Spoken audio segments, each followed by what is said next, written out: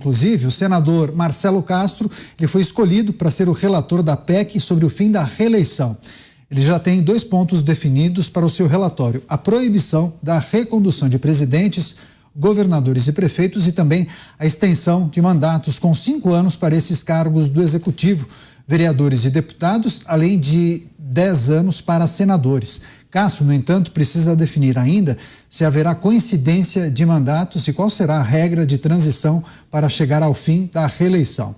Em 2028 ou então 2030, a depender do formato a ser aprovado pelo Congresso Nacional. Vou começar essa rodada com o José Maria Trindade, que está acompanhando esses debates e essas articulações em Brasília para o avanço dessa proposta de emenda à Constituição, fim da reeleição.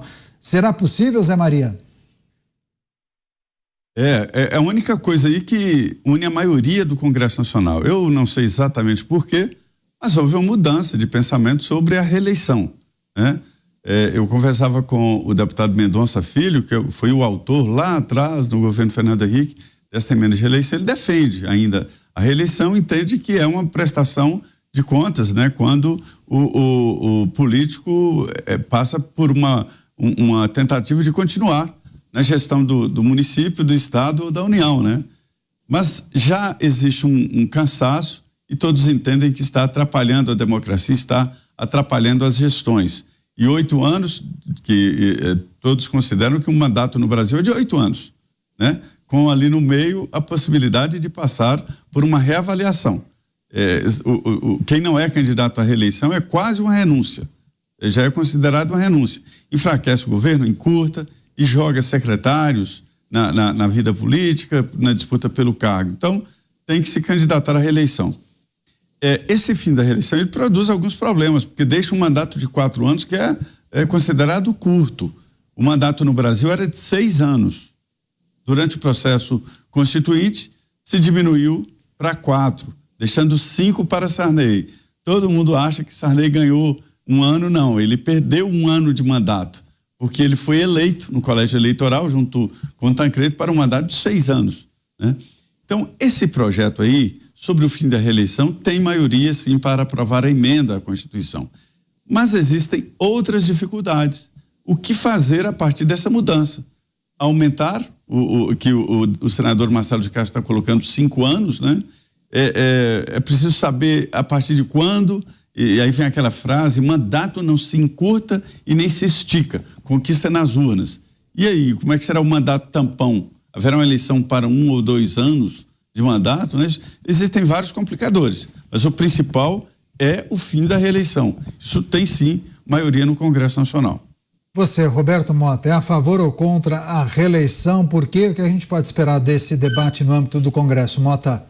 Olha, eu queria saber por que só para presidentes, governadores e prefeitos, né? Por que também não para deputados e vereadores? Por que a reeleição de deputados e vereadores é boa e a de governador, presidente e prefeito é ruim? Onde é que está a lógica? Eu sinceramente olhei os argumentos, eu não vi lógica. E eu não vejo nada demais na reeleição. Meus amigos, eleição é a energia da democracia. Não adianta querer fugir disso. Não é possível você construir um sistema chamado democracia, baseado no voto universal, e aí ficar reclamando dos políticos que só pensam em voto, porque político só existe se tiver voto. Não adianta isso. Eu acho, na minha opinião, o nosso problema não é reeleição. Nós temos vários problemas, reeleição não é um deles. Eu acho que os nossos problemas têm muito a ver justamente com o ambiente eleitoral que é engessado, cheio de regras super complicadas e que toda hora estão mudando. Então, tem a tal da pré-campanha, né? Pré-campanha é uma campanha, só que você não pode dizer que você é candidato, você tem que dizer que você é pré-candidato, entendeu? Se você disser que você é candidato, você pode ter a sua eleição, a sua pedir voto, né, Mota? Não pode pedir voto, né? E não pode pedir voto, você tem que dizer o seguinte: goste de mim, veja as minhas ideias, mas se você disser vote em mim durante a pré-campanha, você está perdido. Aí tem a proibição de doação por empresas, né? Tem aquele limite, cada pessoa só pode doar. Olha só, você, Cristiano Beraldo, é candidato, né? Você já foi candidato. E se eu quiser doar para a sua campanha, eu só posso doar até o limite de 10% da minha renda anual. mas a obrigação de verificar isso é sua. Mas como é que você vai verificar se a doação que eu fiz está nesse limite, se você não tem acesso à minha renda? Então, e por último, para encerrar, é o nosso sistema de voto proporcional. Você vota numa pessoa e o seu voto é computado para ajudar a eleger uma outra pessoa em quem você não votou. Então, para mim, a grande mudança no nosso sistema seria a adoção do voto distrital. É isso que eu queria ver sendo discutido no Congresso. Você, Cristiano Beraldo, por qual razão lá atrás os congressistas entenderam que era preciso permitir a reeleição e agora muitos mudaram de ideia? Bom, eu acho que aquele episódio ali com o governo Fernando Henrique de votar a reeleição foi uma mancha que era dispensável. Claro que o processo poderia ser aprimorado, mas da forma que foi, você mudar uma regra que beneficia quem está no mandato, eu acho isso contraproducente. Eu acredito que a reeleição, ela gera um problema que é o permanente estado de campanha. Então você assume o mandato e você entra automaticamente num processo de garantir a sua reeleição. E aí o que torna-se importante, e a gente viu isso na semana passada, naquela reunião ministerial, não é o projeto a ser executado, mas sim como resolver a minha queda de popularidade. E aí você fica sempre trabalhando o curto prazo para resolver esse tipo de problema que, no fundo, é irrelevante para o Brasil. Aliás, eu ouso dizer, para que se resolva de forma efetiva problemas graves que o Brasil tem, é preciso encarar de peito aberto a perda de popularidade, porque isso vai acontecer. A gente está vendo com o Milei lá na Argentina, ele continua tendo um apoio expressivo, mas a população, quando vê que vai ter que apertar o cinto, ela reage. Isso é natural. Só que quem está exercendo um mandato, sobretudo para chefiar o executivo, tem que ter a consciência e o compromisso com um projeto maior, com o legado que vai deixar. E nesse aspecto, 5 anos sem reeleição, na minha visão, é um modelo que se adequa melhor para o que a gente precisa extrair na democracia brasileira.